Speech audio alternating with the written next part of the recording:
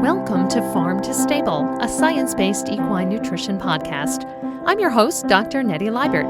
I'm a lifelong horse person and professional equine nutritionist with the goal of helping horses and their humans create balanced diets to set them up for success, no matter what age, discipline, or circumstance. Disclaimer, the information discussed here is based on current scientific research and is for educational purposes only. Every horse's individual needs vary. This is not a substitute for veterinary medicine or nutrition consultation.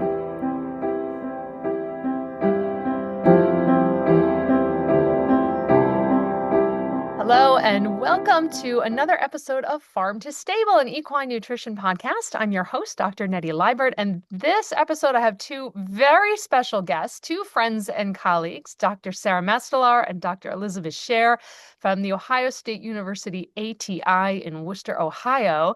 And together, we worked on a research project that focused on the effects of meal frequency on behavior in horses that are living in a group. Now, Dr. Mastellar and Dr. Share are the primary authors on the paper, meaning they did all of the hard work on it and most of the writing and the editing. Whereas, disclosure, I am a distant co-author on this paper, so I had some input on study design and some editing and all of that. But Dr. Mastellar and Dr. Share certainly did the bulk of this research, and it was recently presented at the 2025 Equine Science Society Symposium in June of this year in Fort Collins, Colorado. So I thought it really is one of these studies that has a lot of practical implications for horse owners, especially if you have more than one horse and they live in the same area. So I would like to have you guys introduce yourselves. Dr. Mastellar, would you like to start?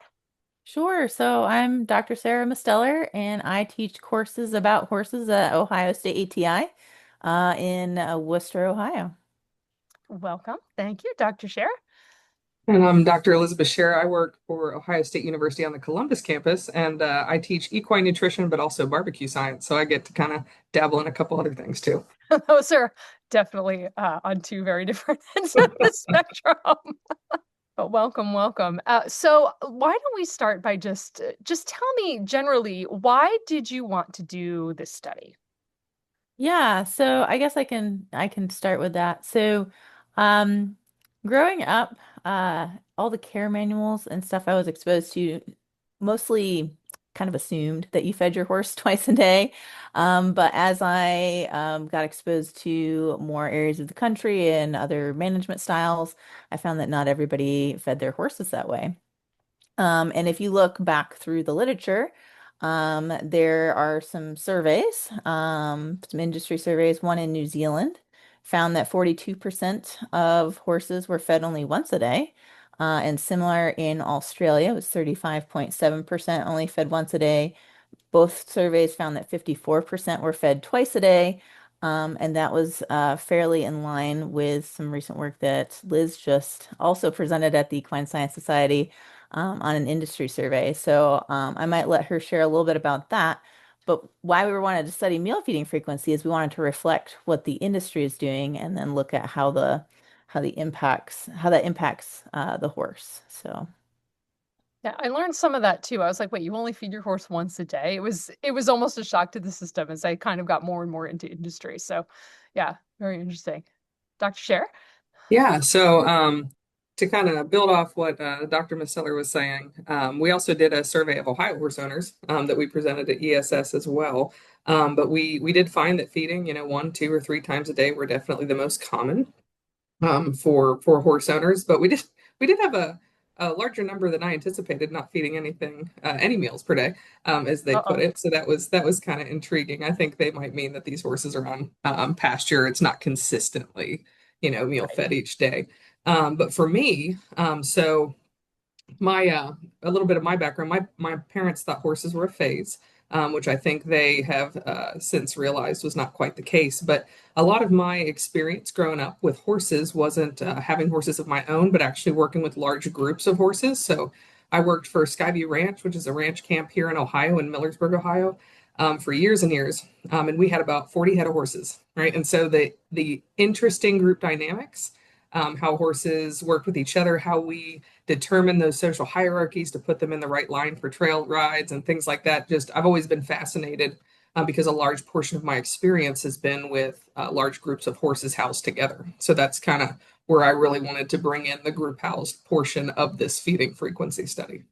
And that's a really great point because any of us who have spent any time around horses knows if you've ever tried to take your horse out on a trail or even put them in the horse trailer and who wants to go first and who gets upset when their buddy is out of sight, it really does make a difference. And it's understandable, right?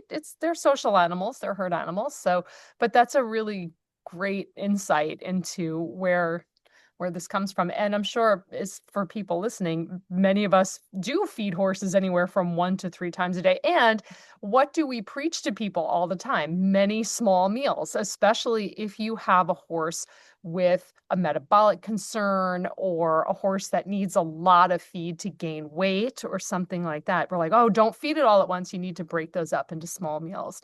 So I think this is some really good research into, okay, well, what do you have to look out for if you change meal frequencies? So how did you design the study? How did you do it? Sure. So the horses had a 14-day diet adaptation period, and then we actually split. Well, actually, back up before that. We did an oral sugar test on our Oh, right. horses Yes. to make Yes. sure we didn't have those insulin dysregulated horses or other things that we needed maybe to exclude from the study. So we did that first. That narrowed it down to our 12 horses, which then completed the study. So we broke them into two groups of six, or two sets of six, I guess. And after their adaptation period, each group or each set was fed once, twice, or 3 times a day in a random order for 1 week at a time. So each set got each of the treatments. Nobody got left out.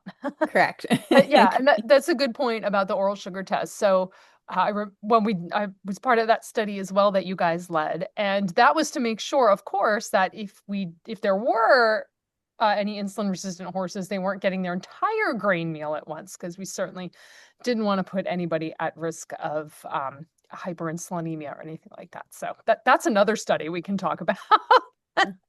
Anyway, okay, so everybody got each treatment, and there was some time in between treatments. So no, it was a crossover. There was they were on each treatment for a week, and then the sampling occurred toward the end of that week. So they were adapted to whichever treatment they were on for several days before getting those measures completed. And I guess we need to talk about how the feed was provided. Sure. So, in this day and age, we have more people using slow feeders and slow feed hay nets, and we actually used slow feed hay nets for all of the treatments. And the horses, even when they got fed once a day, still had some hay left at the end of the day So they got when we all their hay at one time. And what correct. varied was the frequency of any complementary feed or concentrate. So the ones that were only fed once a day got all of their hay at once. The ones that were fed twice a day got the 2 servings of hay. Right, They all got the same amount of feed. It just varied as to how we split it up in our feedings. right. Thanks for the clarification. And for this study design, the first 5 days were in group housed situations, right? And the last two is where they were brought in individually in stalls. And so for the group housing portion of the study, they were fed again hay in hay nets, but we had 6 horses in each pen. So we made sure we had 7 hay nets so that horses always had access, to hay, regardless of their standing, their social standing on the pecking order. But the concentrates were actually fed in nose bags to ensure that horses got their individual allotment of feed. What were you measuring? it, it depended What didn't we measure? Yeah, I know it was a lot. I know it was a lot of data. I'm surprised, Liz, that you're not wearing glasses as we talk about this from all yeah, of the video footage you yeah. had to review. But what were you measuring? What were you looking for? So for the outdoor, the as far as feeding frequency and group housing, we were looking specifically at behaviors, and we like to call out aggression, any kind of stereotypic behavior that we observed, as well as social hierarchy. So we looked at displacement data, both when horses moved another horse off feed and when that horse was moved off feed, so displacement received. And then we also looked at fecal cortisol as a physiological measure of stress, because we also hope to compare some of that data to our indoor house horses. All right. So what did you find? So for the outdoor group house horses, something we did not expect, we saw an increased incidence of aggression as we increased meal feeding frequency. And so some of the things that we concluded from the study might surprise individuals who read the study, if you're not paying close attention there. So again, like Dr. Mastellar said, we fed meals by frequency. So horses that were fed once a day got concentrate and hay all as one meal. If they were fed 3 times a day, they got 3 separate meals of hay and concentrate. So what we theorized might have been happening for the the 3 meals a day was that horses perceived that smaller amount of hay as limited resources. And so they were competing more for limited resources. For example, we had one horse that resource guarded 2 separate hay bags for over 5 minutes when that was first There's introduced. always one. And you'd think it was a pony, but in this case it wasn't. So Honestly, it surprised me. And this is the only time it happened was during the 3 times a day meal feeding frequency. I don't know that we would have seen the same effects had we given them unlimited hay and just meal fed concentrate. So, depending on management strategy, that might be something horses owners have to think about. So, a big takeaway we got from the study was to make sure that there were adequate resources, right? So we have enough hay, enough space that horses have access to that forage pretty consistently. May change that result in that case. So again, availability of resources is a big one. But interesting also, too, if oh, you were, I'm sorry to interrupt, like if you were able to do the study longer, like for 3 months, if it would have changed that behavior and the horses would acclimate to, oh, okay, we know this is a small meal, but we're used to another one coming, absolutely. right? That would have been another interesting, well, follow-up study. Which brings up another great point that we hope horse owners can take away from the study is so we tended to see more elevated aggression as well at once compared to twice a day. So I think it's important to note that these horses were historically fed twice a day, right? So that's what they were used to and acclimated to. And we changed that, right? Changed it quickly. And so, again, just like changing feeds, if we're changing management, we recommend that it's done slowly. We think that some of this increased in standing alert behavior, this anticipation that we saw or observed, as well as some of the aggression, may have also been related just to a change in management strategy, right? So making sure that we're very cognizant, how many of us go trail riding on a weekend or go to a barrel race or a show and we change our management and we change location, Right. right? So making sure that we keep in mind with our horses that the more consistent we can be in management and diet, the better when it comes to new situations. Right. Right. That's always why I'm like, bring some hay, at least some of your own hay from home. Absolutely. For sure. One of the limitations with the outdoor behavior data is that we focused on the 2 hours surrounding feeding instead of a Yep. whole 24. So we don't You'd still know. be analyzing the data if you had Yes, I mean, 24 that's hours. that's Yes. very fair. So we don't know like if the ones fed once or twice a day when the hay nets got lower, did you see a resurgence of aggressive behavior? Like that's stuff we don't know because that wasn't within the time window we looked at. And within the time window, we also didn't really see much stereotypic behavior, even in anticipation. But again, like Dr. Mastellar said, we didn't observe it for the whole time of day. So maybe those horses fed once a day when they would have expected their PM meal. Maybe we would have seen more stereotypic behavior. But we also have to take into consideration, one of the biggest or some of the biggest concerns for stereotypic behavior on horses is lack of access to forage, lack of access to other horses, and the ability to move freely. And so they had all of those things in this outdoor group house system. So we may have not seen stereotypic behavior, even if we had observed longer, because we were meeting a lot of those needs in that environment. And a lot of those horses didn't have pre-existing, like they weren't cribbers or they weren't Correct. None beavers of them were known. or things like that. So these are just normal university horses, part of a riding program, Yep. that kind of thing. Now, you talked about measuring cortisol in feces. Yeah. And cortisol, as you may or may not know to the listeners, can be a marker of stress. We hear a lot about it in popular press, and cortisol is to blame for this, that, and the other thing. But it actually has a lot of important physiological uh, purposes. And stress isn't always a bad thing, right? For a horse, a prey animal, it can mean run away or I'm going to get eaten. In this case, that's probably not the case, but it still can elevate, when the vet comes or if you are being pushed or displaced from your preferred place of feeding. So when you met and you can measure cortisol in the feces, yep, who knew? And what did you find there? We did not see a difference based That was on really interesting, meal actually. freedom frequency. Yeah. So I'm hoping in the next 6 months to a year, we're going to have some cool things to report when we compare outdoor to indoor housed horses when it comes to fecal cortisol. But for our outdoor housed, group housed horses, we did not see a significant difference between treatments, which may point to that, some of these transient stressors with management were enough to affect behavior, but not necessarily reflected physiologically.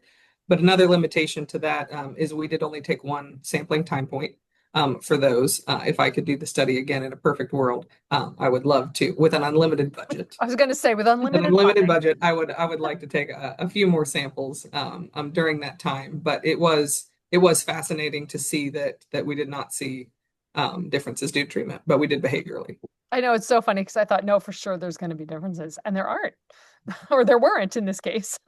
So that's the beauty of science. That's one of the great things that we can do is control some of those variables and be able to answer those specific questions. Is this really stressful? So, one of the questions we were talking about, before we started recording, was you mentioned that in horses that were being fed multiple times, 3 times per day, experienced there was more incidences of aggression and more horses being displaced more often.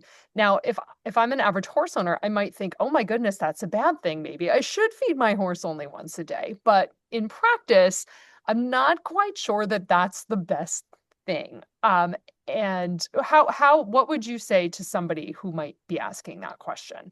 Absolutely. So I would still encourage concentrate meals multiple times a day, especially if we're feeding large amounts, right? Because the Absolutely. horse's system has a capacity for the amount of starch intake and those meal sizes. So it'll depend on how much you're feeding your horse, right?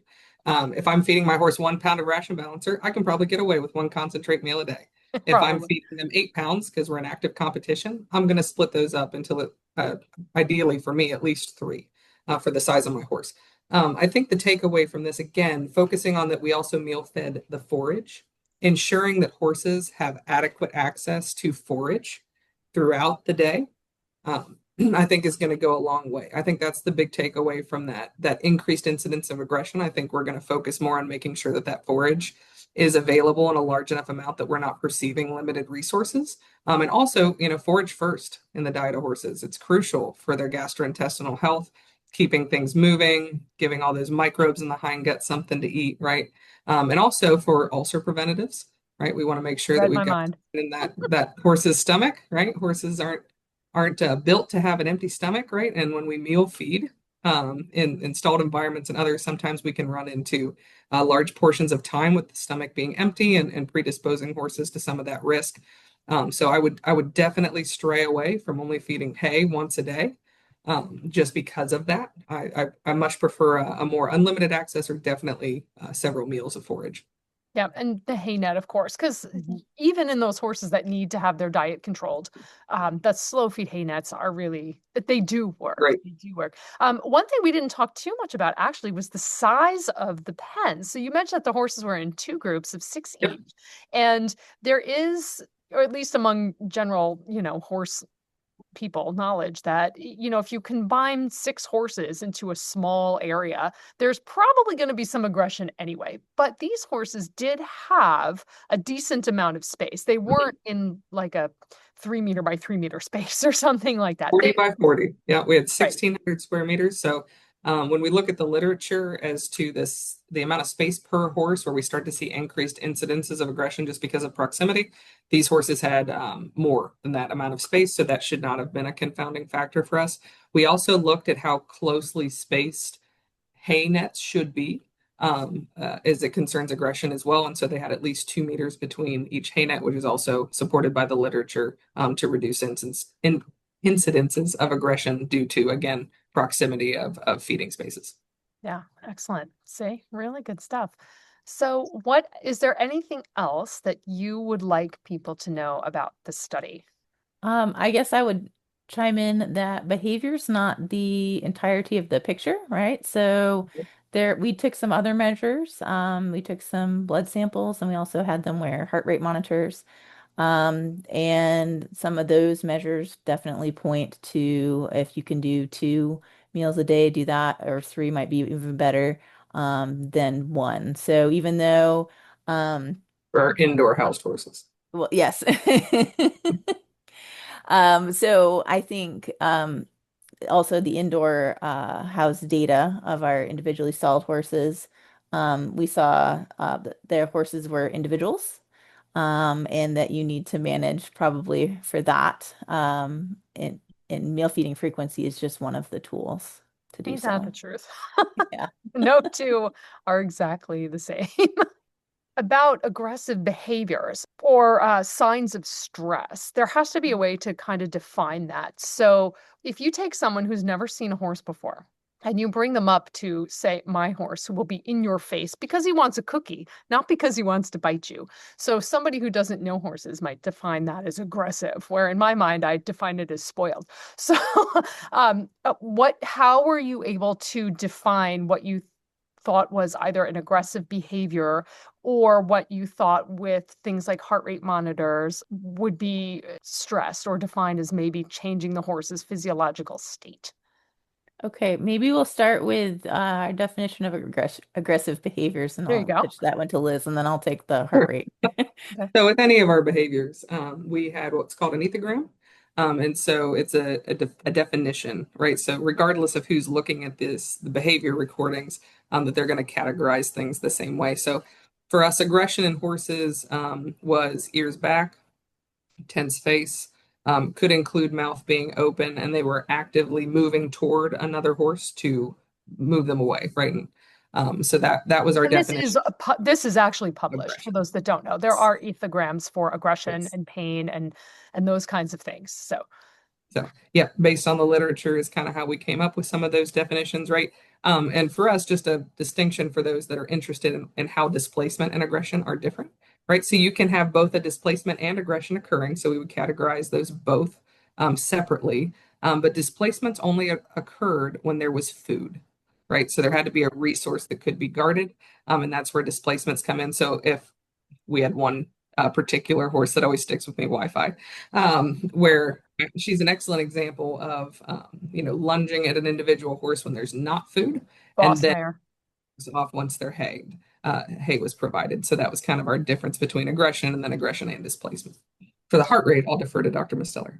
Sure. So there's lots of different things that can impact a horse's heart rate, right? So they get excited, exercise, pain, whether or not they see another horse or whatever. So in our individually housed horses, we put heart rate monitors on them for 12 hours, which encompassed our 3 meal feeding times. We saw that when they were fed once a day, they had heart rates that were above their resting heart rate, which we figured out would be like about the mode of the measures. And that sort of stayed elevated across the day more than our 2 and 3 times per day. So what does that indicate? Well, maybe it's a symptom of stress. Maybe it's a little bit of gastrointestinal discomfort. We don't have the information to really say one way or Didn't the ask other. them. Yeah, yeah, we can't ask them, right? Anticipatory behavior Yeah. possible. Yeah, but then that would have been before the meals, right? So we have the graph over time. But it was a pretty large data set because the heart rate monitors send heart rate once a second, and for 12 hours we had over 1.5 million data points Yeah. I did from not that. envy you. No, that's really good. And also to your point about why heart rate might be elevated in a horse, same reason you might be if you see your friend or your partner or somebody does something in traffic that makes you mad, you might feel your heart rate elevate. The horses are not humans, but in that sense, in their world, they're not that different. So anything that changes the status quo could certainly cause that. It's also why, as horse people, we always tell you it's important to know what your horse's normal heart rate is. And so if you have to make a call to the vet and you know how to take a pulse, if it's elevated, it's an indicator of pain. So just a sidebar there. So as we start to wrap up, any summary take-home messages that you would love for people to know about this study? Forage first, make sure it's an adequate supply. And then again, be careful of very rapid management changes, right? We are going to expect to see some behavioral and potential physiological signs of stress when we do rapid management shifts, whether it's just feeding frequency or diet, right? So making sure that we're doing things slowly over time and we're being very consistent and aware of what our practices are as we leave the property, take our horses other places, and then bring them back home. So if you're changing management, do you think 14 days is enough? That I don't have the answer to, and I would love to study further. So in several other studies, they've looked at, up to 6 weeks, changing up social hierarchy. There were still some effects. Yeah. So I think it'll depend on the type of management change, but we just don't have a whole lot of data as far as long-term effects of meal feeding frequency changes, but that'd be a great future source of work. Indeed. Thank you. Dr. Mastellar, any final thoughts? Yeah, I think if you can feed 2 or more times a day, that's probably best. If you have to feed 2 or fewer times per day, figure out how to have a slow feed option or some way to make sure that the hay is available so that you don't have an out of feed event. And I think the behavior is individual. So I think you can make some management decisions based on your own individual horse and their behavior to manage them the best that you can. Well, thank you. I think that is excellent advice from both of you. And it's something that I repeat a lot. So I will note that I did not coerce either of you into saying make changes slowly, as I preach that a lot here. But I would like to thank you so much for your time and joining me today. And I hope that listeners have taken away some pretty interesting insights and maybe looking at how, if they are feeding horses in a group, some potential new tips on how to do that and providing enough resources and enough space. And all in all, thank you very much. So thanks again for listening. If you have questions or topics, or even if you would like more information from either of our guests, you can email me, equinenutritionphd@yahoo.com, and I can certainly forward on those questions for you. Thank you so much for listening and happy riding. Thank you for listening to the latest episode of Farm to Stable, a science-based equine nutrition podcast. Please share and subscribe if you found the content interesting. And if you have a topic you'd like to hear about, send it to equinenutritionphd@yahoo.com.